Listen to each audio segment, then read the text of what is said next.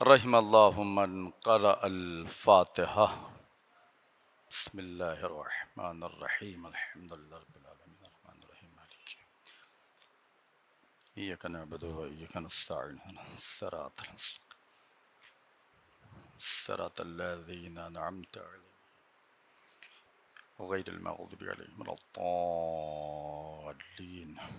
درود پڑھیے گا محمد و آل محمد۔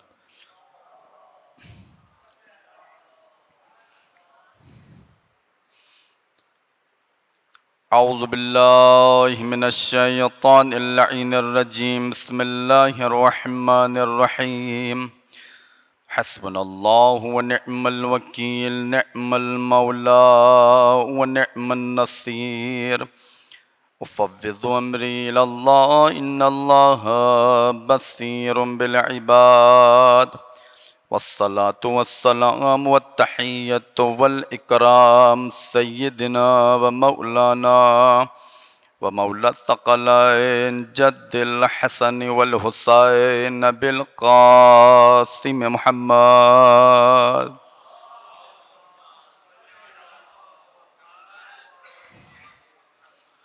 وآلہ الطیبین الطاہرین المعصومین المظلومین واللعنۃ الدائمۃ علی اعدائہم اجمعین من الآن إلى قیام یوم الدین اما بعد فقد قال اللہ سبحانہ وتعالی فی کتاب المجید والفرقان الحمید وهو اصدق القائلین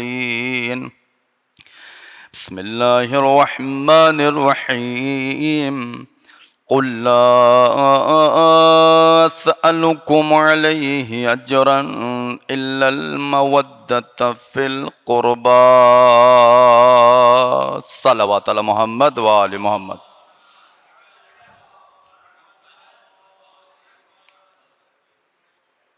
محترم سامعین، عزاداران سید الشہداء علیہ السلام، مسلسل ہماری گفتگو زیارت جامع کبیرہ اور تجلیات عنوان کے ذیل میں جاری ہے۔ کل ہم نے جو گفتگو کی تھی مولا امام ہادی کے ایک فقرے کے اوپر، وہ فقرہ یہ تھا والباب المبتل بہ الناس،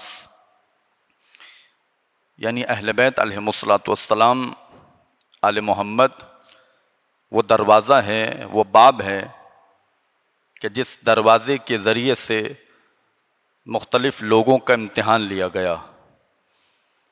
یعنی اگر دوسرے الفاظ میں کہا جائے تو یہ باب اللہ ہے، اللہ کا دروازہ ہے۔ کل ہم نے گفتگو کی تھی اور آج بھی انشاءاللہ اسی کے اوپر گفتگو رہے گی، کچھ آگے بڑھ کر مطالب بیان کرنے کی کوشش کی جائے گی۔ دیکھیے، کل ہم نے بیان فرمایا تھا کہ جتنی بھی مخلوقات پروردگار ہیں وہ جس دسترخوان سے کھاتی ہیں وہ جناب ختمی مرتبت کا دسترخوان ہے۔ جناب ختمی مرتبت کے دسترخوان سے تمام مخلوقات کا مقصد یہ ہے، چاہے وہ جنات ہوں، چاہے وہ انسان ہوں، چاہے وہ حیوانات ہوں، چاہے وہ جمادات ہوں، چاہے وہ نباتات ہوں، جس کو جو بھی رزق و روزی عطا ہو رہی ہے وہ کس کے صدقے میں عطا ہو رہی ہے؟ جناب ختمی مرتبت کے صدقے میں۔ کیونکہ جناب ختمی مرتبت وہ شخصیت ہیں کہ خود قرآن نے ان کے بارے میں بیان فرمایا وَوَجَدَكَ عَائِلًا فَأَغْنَا۔ جب آپ عیالدار تھے، جب آپ کے عیال تھے تو خدا نے آپ کو غنی بنا دیا۔ دیکھیے، پیغمبر کے کتنے عیال میں سے تھے لوگ، کتنی اولادیں تھیں؟ بھئی غنی بنانے کے لیے یقیناً اولادیں زیادہ چاہیے ہوتی ہیں،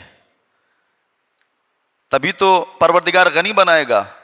یہ جو فَأَغْنَا کہہ کر خدا خطاب کر رہا ہے، غور کیجئے گا، یہ جو فَأَغْنَا کہہ رہا ہے، اے حبیب جب آپ عائلہ دار تھے تو ہم نے آپ کو غنی بنا دیا، یہ صرف بچوں کی طرف اشارہ نہیں کیا جا رہا ہے، بلکہ کیونکہ نبی اکرم کا مقام وہ مقام ہے جو کچھ خدا عطا کرتا ہے، جو رزق معنوی ہو چاہے رزق مادی ہو، وہ پہلے قلب مصطفیٰ پر آتا ہے، اس کے بعد وہ لوگوں تک بنٹتا ہے، لوگوں کی جانب جاتا ہے۔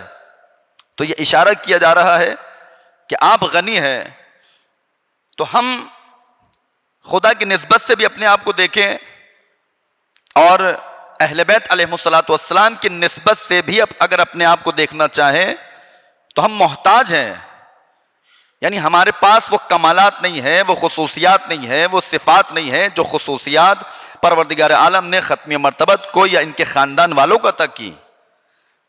ہم کیونکہ محتاج ہیں تو لہٰذا ہمیں رجوع کہاں پر کرنا ہوگا؟ اور قرآن مجید نے خود ارشاد یہ فرما دیا، یا ایھا الذین آمنوا اتقوا اللہ وابتغوا الیہ الوسیلہ، اے ایمان لانے والو دیکھو پہلے خدا کا تقوی اختیار کرو، وابتغوا الیہ الوسیلہ، اور مجھ تک پہنچنے کے لیے ایک وسیلہ اختیار کرو۔ اور خود پیغمبر نے آگے بڑھ کر یہی تو بیان فرمایا ہے حدیث کے اندر کہ نحن الوسیلہ، جس وسیلے کا خدا قرآن میں کہہ رہا ہے، ارشاد فرما رہا ہے، اس وسیلے سے مراد ہم آل محمد کا وسیلہ ہے۔ اگر ہمارے دامن کو تھامو گے تو خدا تک پہنچو گے۔ وَاعْتَصِمُوا بِحَبْلِ اللَّهِ جَمِيعًا وَلَا تَفَرَّقُوا، یعنی کیا مقصد ہے اس کا؟ خدا کی رسی کو مضبوطی سے تھامے رہو۔ رسی کا کام کیا ہوتا ہے؟ اور روایات میں اس کو حبل ممدود کے نام سے یاد کیا گیا ہے، یعنی ایک سرا خدا کی جانب جاتا ہے، ایک سرا بندگان خدا کی جانب آتا ہے۔ اسی وجہ سے کہا جا رہا ہے وَاعْتَصِمُوا بِحَبْلِ اللَّهِ جَمِيعًا وَلَا تَفَرَّقُوا، اللہ کی رسی کو مضبوطی سے تھامے رہو۔ اگر اس رسی کو تھام لو گے تو خدا تک پہنچو گے۔ جب روایات کی طرف ہم نے دیکھا کہ اس وَاعْتَصِمُوا بِحَبْلِ اللَّهِ سے مراد کیا ہے، یہ حبل پروردگار، یہ رسی پروردگار ہے کون؟ تو میرے مولا امیر المؤمنین نے ایک روایت میں بیان فرمایا، انا حبل اللہ، میں وہ اللہ کی رسی ہوں کہ اگر مجھے تھامو گے تو خدا تک پہنچو گے۔ تو یہ واسطہ فیض ہیں، ان کی بارگاہ میں آئیں گے تبھی امام ہادی یہاں پر اشارہ فرما رہے ہیں والباب المبتلی بہ الناس، کہ ہمارا دروازہ وہ دروازہ ہے کہ جس دروازے کے ذریعے سے لوگوں کا امتحان لیا گیا ہے۔ کل میں نے عرض کیا تھا جو بھی اس دروازے پر آیا وہ کامیاب، جس نے اس دروازے سے منہ پھیرا وہ ذلیل و رسوا۔ اور امام باقر نے اس کی طرف اشارہ کیا ہے کہ ہمارا دروازہ ہی وہ دروازہ ہے، ہمارے ہی ذریعے سے تم خدا تک پہنچو گے۔ آج اور اپنی بات کو آگے بڑھا رہے ہیں تو مولا کیا بیان کریں؟ پانچویں امام، امام محمد باقر علیہ الصلوۃ والسلام۔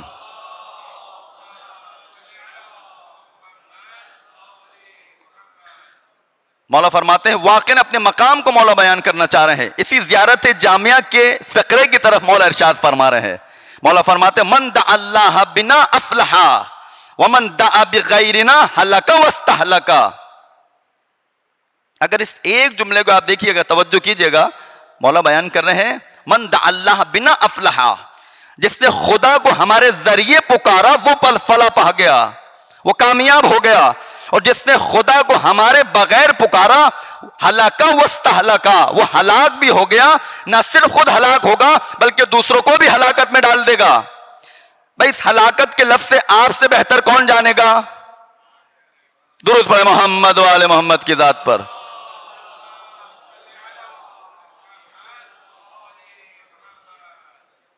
نہ صرف خود ہلاک ہوگا کیونکہ در آل محمد سے دور ہو چکا ہے یہ، واستہلکا، مولا نے دوسرا جو لفظ استعمال کیا ہے دوسروں کو بھی ہلاکت میں ڈال دے گا۔ یہ آل محمد سے دوری کا نتیجہ مولا نے بیان فرمایا۔ حتیٰ کہ شاید یہ عجیب بات ہو آپ کے لیے اور سوالات بھی ذہن میں شاید آئے، لیکن یاد رکھیے گا اس سے پہلے کہ میں یہ بات آپ کی خدمت میں بیان کروں، دیکھیں امام جو ہوتا ہے وہ کسی خاص قوم و ملت کا نہیں ہوتا ہے، یہ ہمیشہ یاد رکھیے گا۔ امام جو ہے وہ جہانی ہوتا ہے، کیونکہ یہ رحمت للعالمین کا مصداق ہے امامت۔ جب نبی اکرم کی رحمت جہانی ہے تب امامت جو اسی رسالت کا ایک سلسلہ ہے یہ بھی جہانی ہونا چاہیے۔ یہ جو ہندوؤں کے کام آ رہے ہیں مولا، مخالفین کے کام آ رہے ہیں مولا، واقعات بہت سارے ملتے ہیں، وقت کے امام نے بھی خدمت کی، مولا غازی عباس کے بھی واقعات بہت سارے ہیں کہ فلاں مسیحی کے کام آ گئے، کہ مولانا یہ تو مانتا ہی نہیں ہے، اس کا مذہب ہی الگ ہے۔ دیکھیے یہ آل محمد جو مدد کرتے ہیں، ان کا کام اپنے چاہنے والوں کی مدد کرنا نہیں ہے، بلکہ ان کو اپنی امامت کو دکھانا ہے کہ ہماری رحمت خدا کی رحمت ہے۔ بھائی جب خدا پوری دنیا کو رزق دے رہا ہے، چاہے وہ کافر ہو، یہودی ہو، مسیحی ہو، ہندو ہو، جب خدا سب کو رزق دے رہا ہے، جب خدا کسی کے رزق میں کمی نہیں ڈال رہا ہے، یہ بھی تو اسی رحمت کے مظاہر میں سے ہے۔ اب یہ بھی جب اپنی رحمت دکھائیں گے تو اس میں نہ ہندو ہوگا، نہ مسیحی، نہ یہودی۔ ایک پہلو اور ہوتا ہے ان کی مدد کرنے کا، وہ کیا ہوتا ہے؟ کیونکہ معصوم کو معلوم ہے کہ اگر ہم ان کے سامنے یہ کام دکھائیں گے، یہ شاید ہدایت پا کر ہماری جانب آ جائے۔ ایک پہلو ہدایت اس کے اندر ہوتا ہے۔ تو لہذا ملتا ہے کہ یہ جو ہندو افراد ہوتے ہیں، ریاضت کرتے ہیں، جن کو مرتاز کہا جاتا ہے، مرتاز آخری میں ضاد، یہ ریاضت کرتے ہیں، عملیات کرتے ہیں، حتیٰ کہ ایک مقام پر جب یہ پہنچتے ہیں تو وہاں پر بھی جو اہل مکاشفہ افراد ہیں، جو مکاشفہ دیکھتے ہیں، مکاشفہ یعنی نیند اور بیداری کی جو کیفیت ہوتی ہے، جو لوگ مکاشفے کی کیفیت رکھتے ہیں، وہ علماء بیان فرماتے ہیں، کہتے ہیں کہ اہل مکاشفہ نے بیان کیا، حتیٰ کہ ہندو افراد جو مرتاز ہوتے ہیں، یہ ریاضت جو کرتے ہیں، چلے جو کرتے ہیں، مقام تک پہنچنے کے لیے جو ان کے اپنا سلسلہ ہوتا ہے، کہ جب ایک مقام پر یہ پہنچتے ہیں تو مولا کائنات آ کر ہر کسی کو ہر کسی کی ظرفیت کے مطابق کچھ نہ کچھ دے کر جاتے ہیں۔ یہ دیکھا گیا مکاشفے میں۔ والباب المبتلى به الناس، تو مختلف انداز سے لوگوں کا امتحان لیا گیا۔ کچھ ہو نہ ہو تمہیں انہی کی ضرورت پڑے گی، ان کے دروازے پر آنا ہوگا، تم کتنے بڑے بن جاؤ۔ کتنے عرفا گزرے ہیں مخالفین میں سے، جس میں ابن فارس کا نام آتا ہے، ریاضت کی 40 سال ریاضت کرنے کے بعد وہ ایک مقام پر پہنچا، لیکن کہتا ہے ابھی بھی کچھ کم محسوس کر رہا ہوں۔ اس سے سوال کیا کیا کم محسوس کر رہے ہو؟ اس نے کیا کہا تھا؟ کہا کہ جو جناب قصی کہ جو جناب ختمی مرتبہ کے جد اعلیٰ ہیں، ان کی اولاد سے جو محمد ہے، اس کے جو خاندان والے ہیں، میں ان سے دور تھا اسی وجہ سے جس مقام پر مجھے پہنچنا چاہیے تھا 40 سال کے اندر میں نہ پہنچ سکا۔ لیکن جیسے ہی وہ امام حسین سے واسطہ لیتا ہے، اہل بیت علیہ السلام سے مدد لیتا ہے، پھر وہ محسوس کرتا ہے کہ واقعاً 40 سال کا جو عمل تھا میرا، جو ریاضت تھی، وہ ایک طرف، اور یہ آل محمد سے توسل ایک طرف۔ غور فرما رہے ہیں آپ؟ ہر جگہ والباب المبتلى به الناس، کہ یہی وہ دروازہ ہے، کہ اسی دروازے کے ذریعے سے لوگوں کا امتحان لیا گیا۔ حتیٰ کہ بہت ساری شکایت آتی ہیں۔ وہ کیا شکایت آتی ہیں؟ مولانا رزق کی تنگی ہے، پریشان ہے، رزق میں زیادتی نہیں ہو رہی ہے، رزق میں اضافہ نہیں ہو رہا ہے۔ ہر شخص کی پریشانی ہے، پروردگار سب کی پریشانیوں کو دور فرمائے۔ تو امام سجاد ایک بہت ہی خوبصورت روایت آپ کی خدمت میں پیش کر رہے ہیں۔ مولا فرماتے ہیں، اپنے ایک صحابی سے خطاب کرتے ہیں، مولا یا ابا حمزہ فلا تنامن قبل طلوع الشمس فانی اکرہ ذلک۔ مولا فرماتے ہیں ابا حمزہ یاد رکھو، اگر رزق میں تم زیادتی چاہتے ہو، اگر تم چاہتے ہو تمہارا رزق آگے بڑھے، ترقی کرے، اس میں اضافہ ہو، تو تم کیا کرو کہ جو اکثر افراد بہت ہی معذرت کے ساتھ انجام نہیں دیتے ہیں، نماز فجر پڑھی اور سو گئے۔ مولا کیا بیان کر رہے ہیں؟ فلا تنامن قبل طلوع الشمس فانی اکرہ ذلک، کہ دیکھو طلوع الشمس سے پہلے تم سو مت جانا۔ فلا تنامن کا لفظ استعمال کیا ہے۔ ایک کاش عربی جاننے والا کوئی یہاں بیٹھا ہو تو اس کو معلوم ہوگا اس کلمے کی اہمیت کیا جو مولا ارشاد فرما رہے ہیں۔ تاکید کے ساتھ بیان فرما، فلا تنامن، کسی لفظ کے ساتھ جب یہ نون آ جاتا ہے تشدید والا تو عربی گرامر میں اس میں ڈبل معنی آ جاتا ہے۔ تو مولا یہ نہیں کہہ رہے کہ تم مت سو، کہا بالکل مت سو، فلا تنامن، کہہ رہے فانی اکرہ ذلک، کہ میں امام سجاد جس پر یہ تمام رحمتیں آتی ہیں، جس کے قلب پر خدا رزق کو نازل کرتا ہے، میں خود یہ بیان کر رہا ہوں، مجھے اس میں کراہیت محسوس ہوتی ہے۔ اس کے بعد کیا بیان کر رہے ہیں؟ مولا فرماتے ہیں ان اللہ یقسم فی ذلک الوقت ارزاق العباد وعلی ایدینا یجریہا. اللہ اکبر. مولا فرماتے ہیں اسی وقت کے اندر، یہ جو تم فجر کے بعد سو جاتے ہو، اسی وقت کے اندر پروردگار عالم تمام بندگان خدا کے رزق کو نازل کرتا ہے، جاری کرتا ہے. کس کے قلب پر آتے ہیں؟ اس کے بعد مولا فرماتے ہیں وہ اللہ ایدینا یجریہا، پہلے ہمارے پاس آتے ہیں، اس کے بعد یہ رزق تم تک پہنچتا چلا جاتا ہے. وہ اللہ ایدینا یجریہا. غور فرمایا آپ نے. تو اگر کوئی رزق کی زیادتی چاہتا ہے، اس لیے روایات میں ملتا ہے، مولا متقیان یہ بیان فرماتے ہیں الرزق رزقان تطلبہ و یطلبک. نہج البلاغہ کا رزق دو طرح کے ہوتے ہیں، ایک رزق کے پیچھے تم بھاگتے ہو اور ایک رزق خود تمہاری تلاش کر رہا ہوتا ہے. یہ وہی تو رزق ہے جس میں مولا امام زین العابدین بیان فرما رہے ہیں یا ابا حمدہ دیکھو ایک رزق کے پیچھے تم بھاگتے ہو اور ایک رزق وہ ہوتا ہے جو تمہیں خود تلاش کر رہا ہوتا ہے. یعنی مولا نے شاید یہ اشارہ کرنا چاہا ہو، دیکھو نماز فجر کے بعد جو رزق ہوتا ہے یہ وہ والا رزق نہیں ہوتا ہے جس کے پیچھے تم خود بھاگتے ہو، بلکہ یہ رزق وہ ہوتا ہے جو رزق تمہارے تلاش میں خود تمہارے جانب آتا ہے، تمہارے دروازے پر آتا ہے.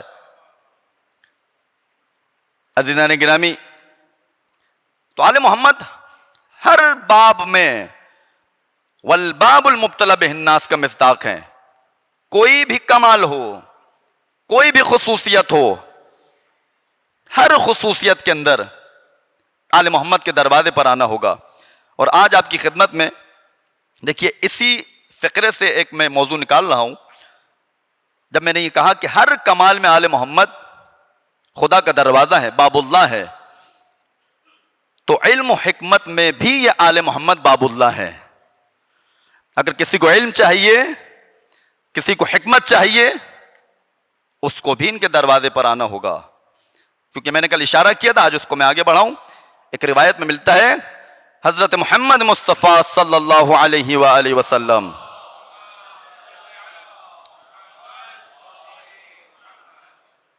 کہ انا دار الحکمہ وعلی مفتاحها. کل میں نے عرض کیا تھا پیغمبر کیا بیان کر رہے ہیں کہ میں حکمت کا در ہوں، گھر ہوں، اور علی اس کی چابی ہے.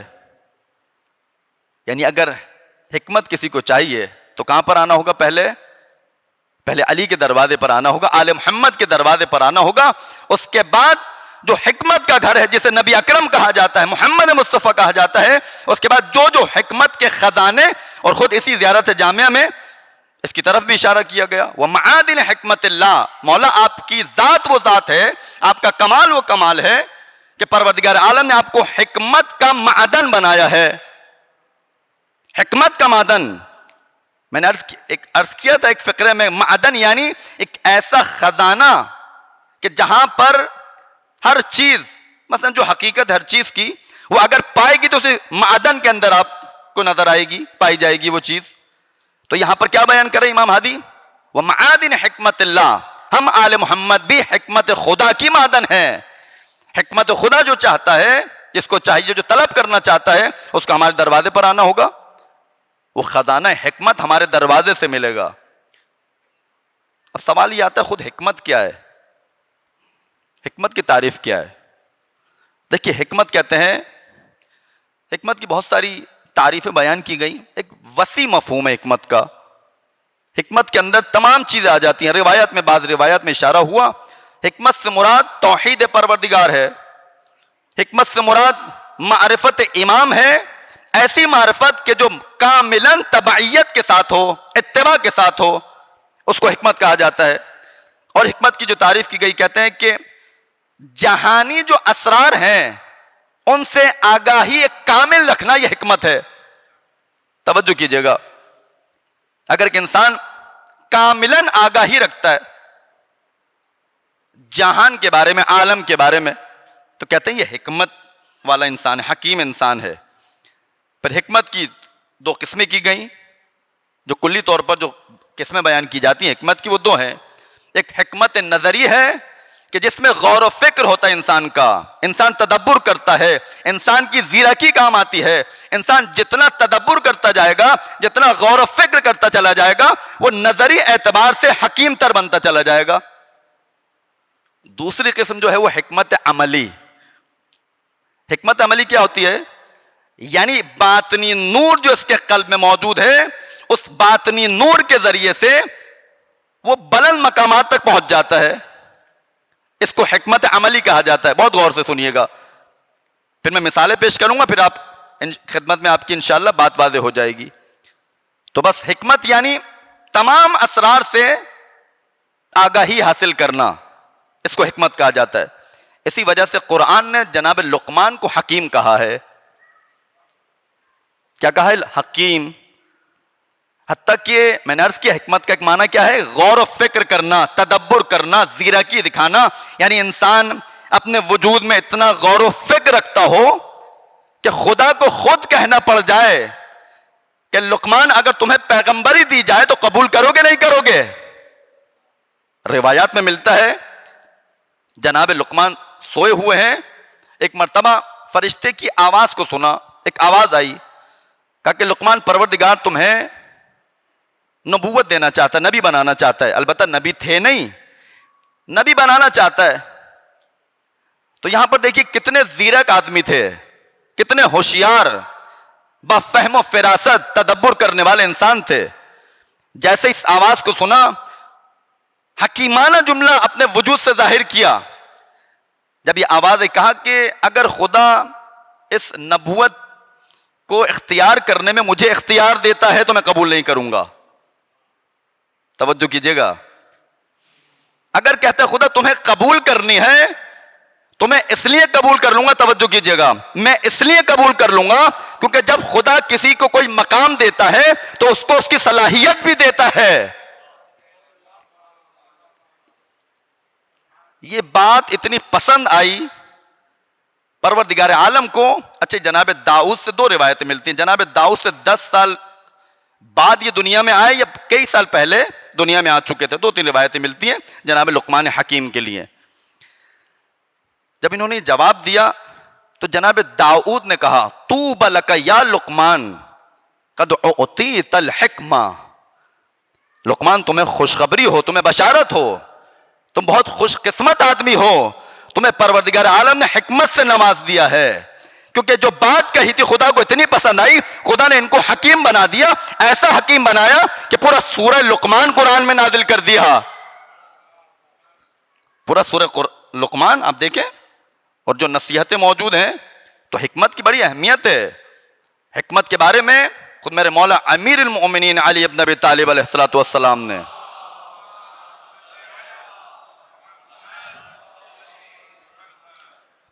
مولا فرماتے ہیں الحکمت ضالۃ المؤمن فخذ الحکمت ولو من اہل النفاق. کا حکمت جو ہے مومن کے گمشدہ میراث کا نام ہے. حتیٰ کہ تمہیں منافق سے بھی یہ حکمت ملے اس کو اخذ کر لو، لے لو. کیا ہے اس کے اندر؟ اور جس کے پاس یہ حکمت آ جاتی ہے عزیزان گرامی، روایات ملتی ہیں یہ جو آپ دیکھتے ہیں یہ اللہ والا ہے، یہ کرامات دکھا رہا ہے، یہ چیزیں دکھا رہا ہے، جو عرفاء آپ کو نظر آتے ہیں یہ ایسے ہی نہیں ہے. روایت میں کیا ہے کہ ما اخلص عبد للہ عز وجل 40 صباحا الا جرت ینابع الحکمت من قلبہ علی لسانہ. کیا بیان ہو رہا ہے اس روایت کے اندر؟ مولا فرماتے ہیں کہ جو شخص بھی، جو بھی خدا کا بندہ، عبد نکرہ استعمال کیا ہے، دعوت فکر، دعوت عام دی ہے خدا نے، کہ جو بندہ بھی 40 دن اگر پروردگار عالم کے لیے اپنے آپ کو خالص بنا لے، جو عمل انجام دے رہا ہے خالصتاً للہیت اس میں ٹپک رہی ہو، خالصتاً وہ جو عمل دے رہا ہے خدا کی بارگاہ میں وہ اخلاص کے ساتھ دے رہا ہو، تو پروردگار کیا اجر دیتا ہے؟ الا جرت ینابع الحکمہ من قلبہ علی لسانہ. پہلے حکمت اس کے اندر ہوتی ہے، اس کے قلب میں ہوتی ہے. جب یہ 40 دن خدا کے لیے عمل کو انجام دے دیتا ہے تو پروردگار اس کے قلب سے اس حکمت کو نکالتا ہے، اس کی زبان پہ جاری کر دیتا ہے. غور فرمایا آپ نے؟ یہ ساری تمہید میں باندھ رہا ہوں، ابھی مثالیں دوں گا انشاءاللہ سناٹا بھی دور ہو جائے گا، سناٹا انشاءاللہ چلا جائے گا۔ تو حکمت جو ہے بہت اہم ہے، قرآن نے بھی اشارہ کیا وَمَن يُؤْتَ الْحِكْمَةَ فَقَدْ أُوتِيَ خَيْرًا كَثِيرًا، یہ خیرن کثیرن بڑا اہم ہے۔ حکمت اگر معمولی شے ہوتی تو پروردگار اس طرح بیان نہ کرتا، جس کو بھی حکمت دی جاتی ہے ایسا لگتا ہے گویا خیر کثیر خدا نے اس کو عطا کر دی ہے۔ اور خود میرے مولا متقیان نے جو حکمت کا سرچشمہ ہے میرا مولا، وہ معادن حکمت اللہ کا مصداق اتم، میرا مولا ارشاد فرماتا ہے وَقُرِنَتِ الْحِكْمَةُ بِالْعِصْمَةِ، نہج البلاغہ۔ کیا بیان کریں اس میں؟ اس چھوٹے سے کلمے میں میرے مولا کے پورے سمندر پوشیدہ ہے۔ مولا فرماتے ہیں پروردگار عالم نے قرین کیا ہے، قرین کہتے ہیں ملانے کو، مقرون یعنی مل جانا۔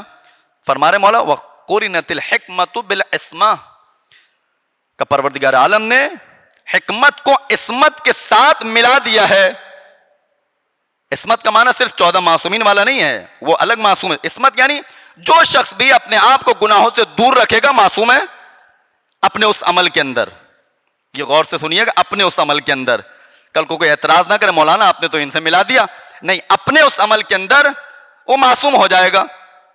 معصوم کل 14 معصومین علیہم السلام، 15واں کوئی معصوم نہیں ہے۔ تو مولانا نے کیا بیان کہ حکمت کو خدا نے قرین قرار دیا ہے، کس کے؟ عصمت کے، یعنی جس کے دل میں حکمت آ جاتی ہے وہ معصوم بن جاتا ہے۔ یعنی کیا مقصد؟ یعنی پروردگار اس کے قلب سے حکمت کو نکال کر اس کی زبان پر سارے چشمے حکمت کے جاری کر دیتا ہے۔ یہ تمہید پہنچ گئی اب تک؟ مولانا مثال کیا ہے اب؟ اس کی سب سے بہترین مثال جناب سلمان فارسی۔ ابھی جناب لقمان کی میں نے بات کی آپ کی خدمت میں، میرے مولا متقیان نے جناب سلمان کو تشبیہ دی ہے جناب لقمان حکیم کے ساتھ، کہ بخن بخن السلمان منا اہل البیت۔ اس کے بعد مولا کہتے ہیں وَمَن لَكُمْ بِمِثْلِ لقمان الحکیم علم الاولین والآخرین۔ جناب سلمان کا مرتبہ کم نہیں ہے، حکیم لقمان سے ان کو تشبیہ دے رہے ہیں میرے مولا علی بن ابی طالب جو خود سرچشمہ حکمت ہے، علم کا سرچشمہ ہے۔ کہہ رہے سلمان تمہیں مبارک ہو، خوشخبری ہے۔ بخن بخن کہا ہے مولا نے، خود اس سے بھی ثابت ہو رہا ہے کہ حکمت ایک بہت بلند مقام کا نام ہے، کوئی معمولی مقام نہیں ہے حکمت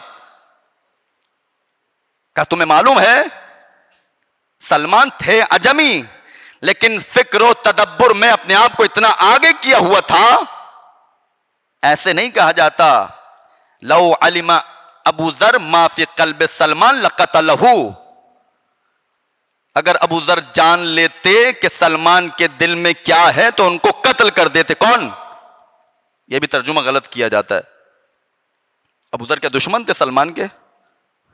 نہیں، بات یہ نہیں ہو رہی ہے، یہ اشارہ ہے علماء نے تفسیر کی اس جملے کی، لو علم ابو ذر ما فی قلب سلمان لقتلہ، یعنی ابو ذر سلمان کو قتل نہ کرتے، بلکہ معنی یہ ہے جو کچھ سلمان کے قلب میں موجود چیزیں تھیں، وہ حکمتیں جو موجود تھیں، وہ چیزیں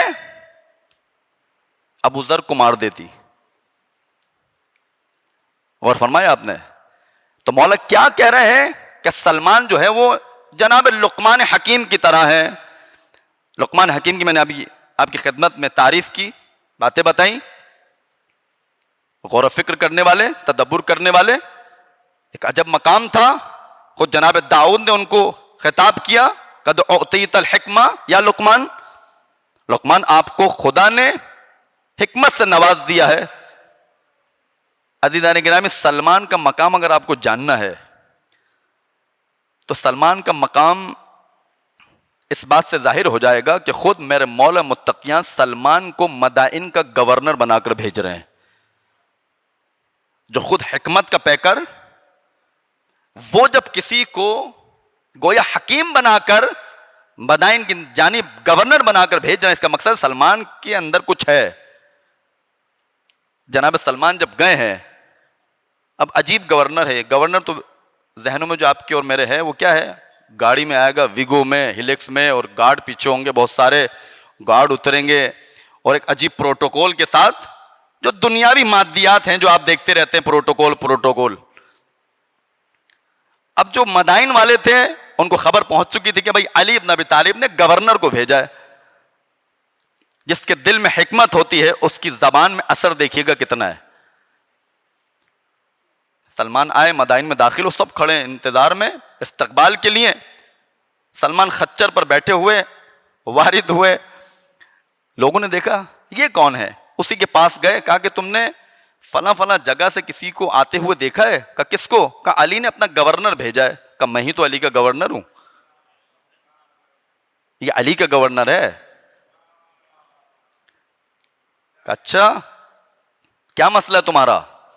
کہا کہ بھائی چوریاں بہت ہوتی ہیں یہاں پر، سب سے پہلا مسئلہ تو یہ ہے، چوریاں بہت زیادہ ہوتی ہیں. اچھا اسی اثنا میں نماز کا وقت ہو گیا. کہا مجھے پہلے مسجد بتاؤ کہاں پر ہے، یہ بھی میسج ہے ایک، مسجد بتاؤ پہلے کہاں پر ہے. نماز پڑھی، نماز کے بعد سب کو بلایا، کہا کہ بتاؤ کیا مسئلہ؟ کا چوری. کہ انشاءاللہ آج کے بعد نہیں ہوگی چوری. تمام لوگ کہنے لگے کہ کتنی آرام سے انہوں نے کہہ دیا چوری نہیں ہوگی، کریں گے کیا؟ سلمان نے کہا کہ وہ جو کتا سامنے بیٹھا اس کو بلا کر لاؤ. کیا نہیں، یہ تو ایک تو عجیب سی حالت میں گورنر آیا ہے اور باتیں اتنی بڑی بڑی کر رہا ہے. وہ جو کتا سامنے بیٹھا اس کو بلا کر لاؤ. گئے وہاں پر، اب چیما گوئیاں ہوتا ہے نا، باتیں کرتے ہوئے، کیسا آدمی ہے، کیا باتیں کر رہا ہے، عجیب سا انسان ہے. کتے کو جا کر کہو کہ سلمان نے بلایا تمہیں. امام کی خاصیت کیا ہوتی ہے؟ امام جانوروں کی زبان کو جانتا ہے. یہ اسی علی کا گورنر ہے جو خود جانوروں کی زبانوں سے آشنا ہے. گئے وہاں پر، بھائی تمہیں سلمان نے بلایا.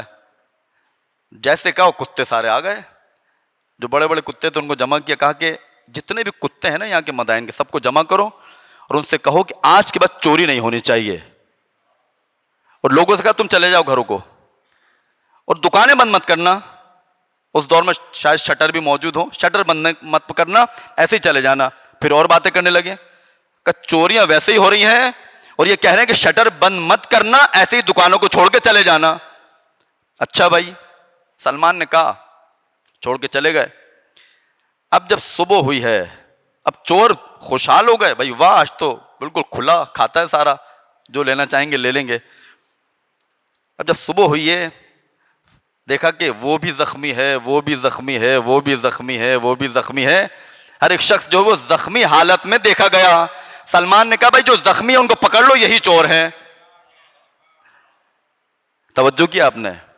یہ جو سلمان نے اتنے اعتماد کے ساتھ کہا کہ فلاں کتے سے جا کر کہو کہ آج کے بعد چوری نہیں ہونی چاہیے، سلمان نے تمہیں بلایا ہے.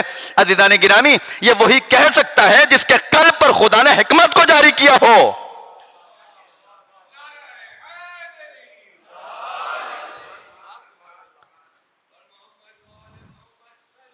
اللہ،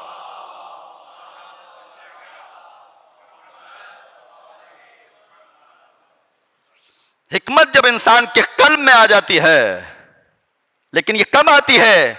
جب باب حکمت سے انسان اپنے آپ کو متصل کرے. کیونکہ سلمان ایسے مولا کے پیچھے چلتے تھے، بارہا عرض کر چکا ہوں، جیسے غلام پیچھے چلا کرتا ہے. اپنے قلب کو ملایا ہوا تھا. یہ تو سلمان تھے، اہل بیت کے سائے میں پرورش پائی ہے. اس کے علاوہ ہمارے علماء کو آپ جا کر دیکھیے، حکمت کے چشمے ان کے قلب سے نکلتے رہتے تھے، زبان پہ آتے تھے. شیخ رجب علی خیاط کو جا کر پڑھیے گا کبھی کہ اس شخص کی کرامات کیا ہے. یہ شخص کیا تھا؟ دردی تھا پیشے کے حوالے سے، لیکن عارف باللہ، معرفت میں اتنا ڈوبا ہوا تھا آل محمد کی. میں نے عرض کیا نا کہ جو شخص بھی آل محمد کی معرفت کے بغیر خدا تک پہنچنا چاہے گا وہ کہیں پر بھی نہیں پہنچ سکے گا. ممکن نہیں ہے، امکان نہیں ہے. من دعا اللہ بنا افلحا ومن دعا بغیرنا ہلک واستہلکا. شیخ رجب علی خیاط کے پاس ایک شخص آیا، بچہ بیمار تھا، پیر میں درد ہے، مختلف طبیبوں کو دکھا چکا ہے، پیر کا درد نہیں جا رہا، کیا کیا جائے؟ بھائی شیخ کے پاس جایا جائے۔ شیخ رجب علی خیاط کے پاس بچے کو لایا گیا، کہا شیخ اس کے پیر میں بہت درد ہے۔ کہا اچھا۔ شیخ نے سوچا، کہا کہ کبھی ایسا ہوا ہے کہ تم نے پیروں کو اپنے باپ کے سامنے پھیلایا ہو؟ غور تو کیجئے آپ، کہاں پر دیکھ رہے ہیں شیخ رجب علی خیاط؟ کہا کیونکہ تم نے اپنے پیروں کو اپنے والدین کے سامنے، اپنے پیرنٹس کے سامنے پھیلایا ہے، پھیلا کر بیٹھے تھے۔ عالم معنی میں تمہیں یہ ادب سکھانے کے لیے درد دیا گیا ہے۔ عالم معنی میں ادب سکھانا چاہتا ہے خدا تمہیں کہ آئندہ اپنے باپ کے سامنے پیروں کو پھیلا کر مت بیٹھنا۔ یہ جوانوں کے لیے میسج ہے۔ پیر پھیلانے پر یہ عقوبت دی جا رہی ہے۔ اب تصور کیجئے جو بلند آواز سے اپنے باپ کے سامنے، اپنی ماں کے سامنے کوئی بات کرے گا، اس کا پھر انجام کیا ہوگا؟ اپنے والدین کو غنیمت جانیے۔ احادیث اور روایت و آیات میں جو فضیلت بیان کی گئی ہے، خدا نے اپنے ساتھ ان کا تذکرہ کیا ہے۔ جہاں اپنے شکر کا کہا ہے کہ اپنے والدین کا بھی شکر ادا کرو۔ توجہ کیجئے۔ تو بعض دفعہ ایسا ہوتا ہے، حتیٰ کہ یہ جو آپ چیزیں استعمال کرتے ہیں، مثلا مثال کے طور پر دوائی، میڈیسن آپ استعمال کرتے ہیں، ایک دوائی میں لے کر آئے ڈاکٹر سے، ہمارا جو عقیدہ ہوتا ہے وہ کیا ہے؟ بہت معذرت چاروں میں، وہ کیا ہوتا ہے؟ یہ جو شفا ہے فلاں ڈاکٹر کے ہاتھ میں شفا ہے۔ ڈاکٹر کی کیا حیثیت ہے بھائی؟ یہ کبھی نے کہا کہ خدا نے اس کے ہاتھ میں شفا کو ڈالا ہے، کہ فلاں ڈاکٹر کے ہاتھ میں بڑی شفا ہے۔ مجازن کہنا بھی غلط ہے۔ اگر کوئی تعویل کرتا ہے کہ مجازن کہتے ہیں مولانا، مجازن کہنا بھی غلط ہے، استعارتن بھی کہنا غلط ہے، کنایتن بھی کہنا غلط ہے۔ آپ یہ کیوں نہیں کہتے ہیں کہ خدا نے اس کے ہاتھ میں شفا کو ڈالا ہے؟ اور یہ جو دوا میں آپ شفا دیکھتے ہیں بعض دفعہ، یہ بھی شیخ رجب علی خیاط ہی سے ملتا ہے۔ کہتے ہیں کہ جب یہ دوائی پیتے تھے، بیمار ہوئے، اب انہوں نے دوائی کو اٹھایا، جو حکیم انسان ہوتا ہے تو پروردگار اس کو چیزیں دکھاتا ہے کہ دیکھو، مشاہدہ کرو، تم نے ہماری خاطر اپنے آپ کو مٹا دیا، فنا فی اللہ ہو گئے، اب ہم تمہیں چیزیں دکھائیں گے۔ یہ حکیمانہ باتیں ہیں، یہ ہر کسی کے سمجھ میں نہیں آئیں گی۔ شیخ رجب علی خیاط بیمار ہوئے، مریض ہوئے، دوائی پینا چاہتے تھے، تو کہتے ہیں میں نے ایک آواز کو سنا۔ وہ کیا تھی آواز؟ کہا کہ شیخ اس دوائی میں جو اثر ڈالا گیا ہے وہ امام زمان کی وجہ سے ڈالا گیا ہے۔ ہو نہیں سکتا وقت کا امام موجود ہو، وقت کا امام موجود ہے، جو کچھ بھی آپ فائدہ دیکھ رہے ہیں جس چیز کے اندر، یہ میرے اور آپ کے مولا امام زمان کا نتیجہ ہے۔ مولا آپ کے ذریعے سے زیارت جامعہ بکم ینزل الغیث، مولا آپ کے وسیلے سے بارش کو خدا نازل کرتا ہے۔ مولا آپ کے وسیلے سے خدا نے آسمان کو اپنی جگہ پر روکے رکھا ہوا ہے۔ یہ وجود بابرکت نازنین امام زمانہ ہے کہ اگر امام کا وجود بابرکت زمین پر نہ ہو، یقین کیجئے میں اور آپ حیران و پریشان گھوم رہے ہوں، بلکہ زمین کے اندر چلے جائیں۔ یہ آوازیں ان کو ہی آتی ہیں جو حکیم ہوتے ہیں۔ انا دار الحکمہ وعلی مفتاحها، کیونکہ انہوں نے چابی کو اپنے ہاتھ میں رکھا ہوا ہے، جس کو ولایت علی ابن ابی طالب کہا جاتا ہے۔ یہ چابی ولایت، یہ کلید ولایت ان کے پاس موجود تھی، شیخ کے پاس، علی قاضی طباطبائی کے پاس، علامہ طباطبائی کے پاس، آغا کشمیری کے پاس، آغا بہودینی کے پاس، آغا بہجت رحمت اللہ علیہ کے پاس، یہ جتنے عرفا گزرے ہیں، انہوں نے اپنے آپ کو جو خدا کے سامنے پیش کیا، عبد ذلیل، عبد ذلیل، کبھی بھی نمائش کے طور پر عمل کو انجام نہیں دیا۔ آج تک آگا بہجت کی کتابوں میں آپ دیکھیں گے العبد الفقیر لکھا ہوا آتا ہے، العبد الفقیر۔ ان کو تو حکیم کہا جاتا ہے۔ اسی وجہ سے ایک روایت معصوم سے ملتی ہے، ذکرنا اہل البیت شفاء من الوعک والاسقام ووسواس الریب۔ کیا معنی ہے اس کا؟ کہ ہم آل محمد کا ذکر ہی شفا ہے ہر بیماری سے، ہر درد سے۔ اگر کوئی انسان وسوسہ محسوس کرتا ہے، شیطانی وسوسے اگر کسی کے دل و دماغ میں آتے ہیں، اگر ان چیزوں کو کوئی چیز دور کر سکتی ہے تو ہم اہل بیت کا ذکر بابرکت ہے جو ان کو دور کر سکتا ہے۔ اللہ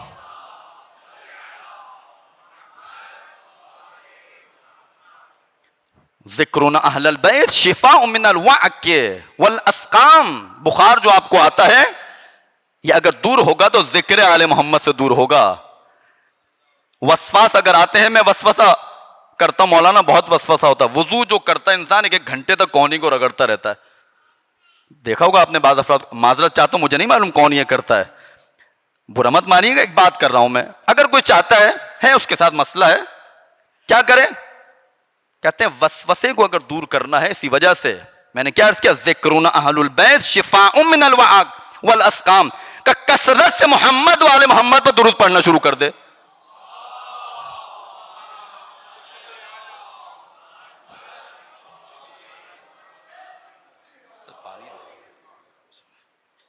بار دیگر نعرے صلوات اللہم۔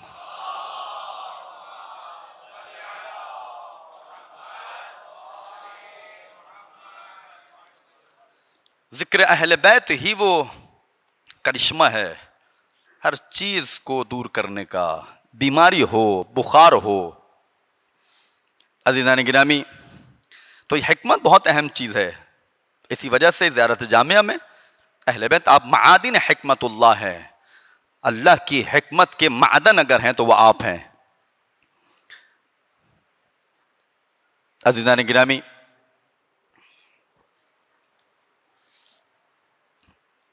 آج جو خواہش کی گئی ہے، جو مصیبت پڑھی جائے، وہ مولا ابو الفضل العباس کی مصیبت پڑھی جائے۔ عزادارو، میرا مولا غازی عباس وہ شخصیت ہے کہ جس کو خود میرے مولا امام صادق علیہ السلام نے نافذ البصیرہ کہا ہے۔ بصیرت کو نافذ کرنے والی ہستی مولا ابو الفضل العباس کی ذات۔ مولا عباس سے بڑا حکیم کون ہوگا؟ عباس اس شخصیت کو کہا جاتا ہے کہ جو حسین کی پلکوں کے اشارے پر نہیں چلتا بلکہ حسین کے دل کے اشارے پر چلا کرتا ہے۔ اتنا قلب کو عباس نے مولا عباس سے ملایا ہوا تھا کہ جو کچھ حسین کہیں گے، میری مرضی حسین کی مرضی۔ لیکن عزادارو، اسی مولا عباس کو جس مقصد کے لیے مانگا گیا تھا، اور مانگنے والا کون تھا؟ میرا مولا علی ابن ابی طالب، پروردگار مجھے ایک ایسا بچہ عنایت فرما جو کربلا میں میرے حسین کے کام آ سکے۔ اجرکم علی اللہ۔ عزادارو، میرے مولا کی زندگی کو آپ دیکھیے، مطیع امام وقت، دربار کا موقع آیا مدینے میں، تلوار کو نکالا، عباس ابھی کربلا نہیں آئی ہے۔ عباس نے کبھی نہیں کہا مولا کیوں؟ عزادارو، کربلا میں پہنچے، خیمے نصب کر دیا، عباس کے ہاتھوں سے خیمے نصب ہوئے۔ ایک مرتبہ دشمن نے کہا کہ خیموں کو دریا کے کنارے سے ہٹا لیا جائے، عباس خیمے ہٹا لو۔ عباس نے یہ نہیں کہا مولا کیوں؟ عزادارو، یہی میرا مولا عباس جب دیکھتا رہا کہ بچے جاتے رہے، قاسم بھی چلے گئے، ایک روایت کے مطابق عباس سے پہلے علی اکبر گئے تھے، علی اکبر بھی جا چکے ہیں، اور محمد بھی جا چکے ہیں۔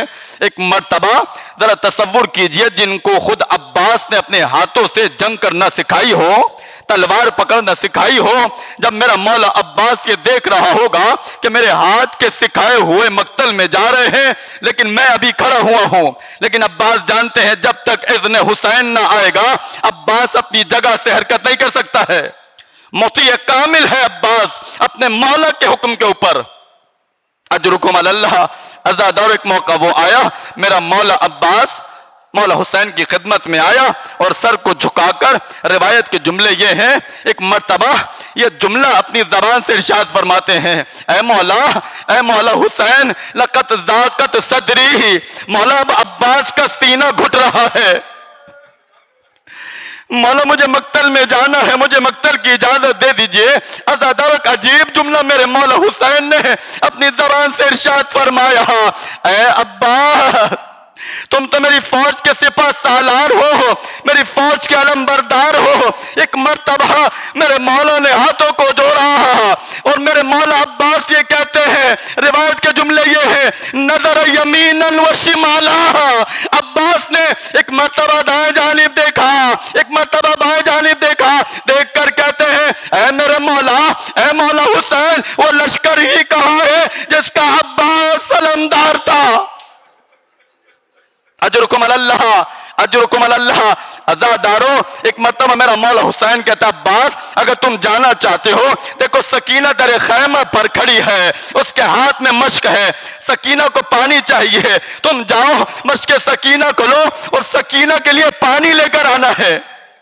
میرے مولا عباس گئے ہیں، سکینہ سے مشک کو لیا، میرے مولا اب میدان کی جانب بڑھنا چاہتے ہیں، ایک مرتبہ دشمنوں کو ہٹایا، دشمنوں کو چیرتے ہوئے میرے مولا فرات میں جب پہنچے ہیں، مشک سکینہ کو بھرا ہے، ایک مرتبہ بھرنے کے بعد جب میرا مولا پانی سے باہر آیا، ترائی سے باہر آیا، میرے مولا چاہتے ہیں ایک ایسا راستہ اختیار کریں کہ جہاں سے جلدی سکینہ تک پانی پہنچا دو۔ میرے مولا نے درخت کے پیچھے سے راستہ لیا، میرے مولا جلدی پہنچنا چاہتے تھے، اسی اسنا میں ایک شقی نے ایسا وار کیا، میرے مولا کا ایک بازو گر کے زمین پر آیا۔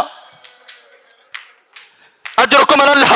لیکن مولا کی کوشش یہ ہے کہ کسی طرح اپنے آپ کو خیمے میں پہنچا دے، سکینہ تک پانی پہنچ جائے۔ عزادارو اسی اسنا میں ایک دوسرے ملعون نے ایک دوسرا وار کیا، میرے مولا کا دوسرا بازو بھی کٹ کے زمین پر آیا۔ میرے مولا کی ہمت ہے، میرے مولا اشعار پڑھتے ہیں، اگر تم میرا سیدھا ہاتھ بھی کاٹ دو گے میں پھر بھی اپنے امام کی مدد و نصرت کرتا رہوں گا۔ میرے مولا عباس نے مقتل یہ لکھتا ہے، مولا عباس نے اپنے آپ کو مشک سکینہ پر گرا دیا، کوشش یہ ہے مشک سکینہ کو نقصان نہ پہنچے، جو اس کے اندر پانی ہے وہ سکینہ تک پہنچ جائے۔ عزادارو دشمن نے جب یہ دیکھا ہے کہ عباس مشک سکینہ پر موجود ہیں، عمر سعد ملعون نے حکم دیا، کیا دیکھتے ہو، مشک سکینہ کا نشانہ لو۔ یہ سننا تھا، تیر چلا، مشک سکینہ پر آ کر لگا، پانی بہنے لگا۔ اجرکم اللہ۔ عزادارو یہ پانی نہیں بہا ہے، عباس کی آنکھ بھی پانی کے ساتھ بہ گئی ہے۔ اب عباس نے جب یہ دیکھا، اب خیمے میں جانے کا کیا فائدہ ہے، اپنے گھوڑے کا رخ دوبارہ فوج کی جانب کر دیا۔ یہ ہونا تھا، کسی نے نیزے مارے، کسی نے تلواریں ماری، ایک شکی نے ایسا گرد میرے مولا کے ہم دے کر مارا، میرا مولا عباس گھوڑے سے زمین۔ اجرکم اللہ۔ عزادارو اجازت دیں گے دو جملے اور پڑھنا چاہ رہا ہوں، مجھے شہادت عباس پڑھنے دیں۔ عزادارو میرے مولا عباس نے ایک مرتبہ اپنے آقا حسین کو صدا دی ہے، مولا حسین مدد کو آئیے۔ عزادارو میرے مولا حسین نے جب عباس کی صدا کو سنا ہے، میرے مولا حسین نے اپنی کمر کو تھاما اور یہ جملے ارشاد فرمائے، عباس الآن ان کا سرازاری، آج حسین کی کمر ٹوٹ گئی، آج حسین کی کمر ٹوٹ گئی ہے۔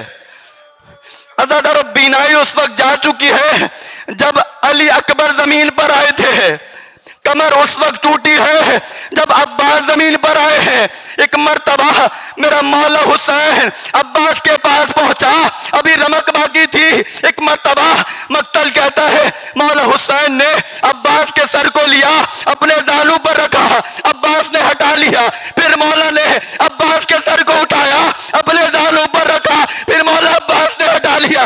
حسین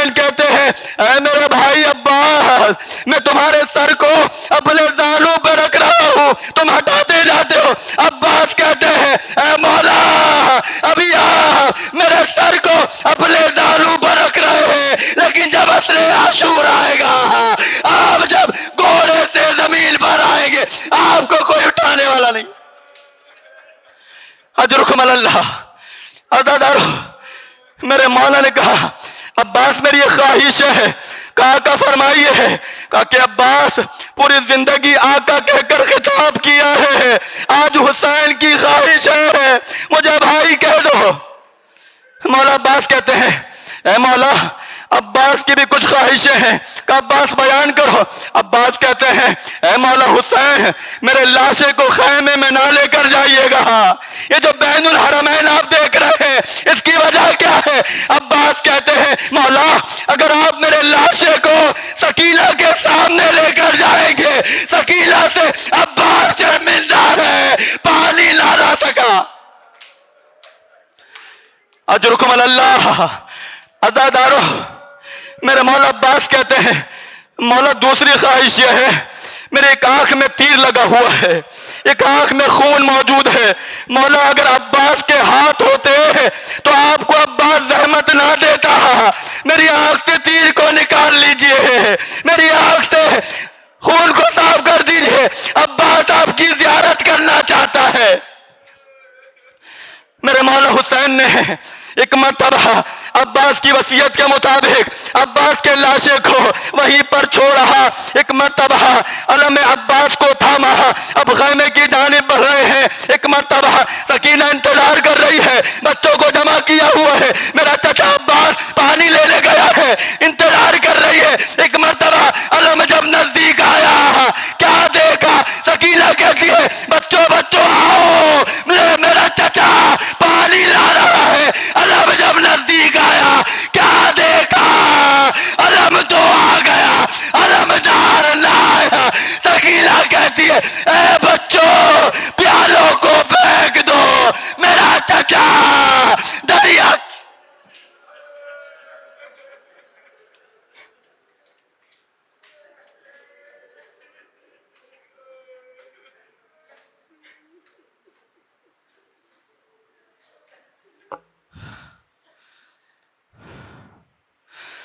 السلام علیکم یا ایہا العبد الصالح المطیع للہ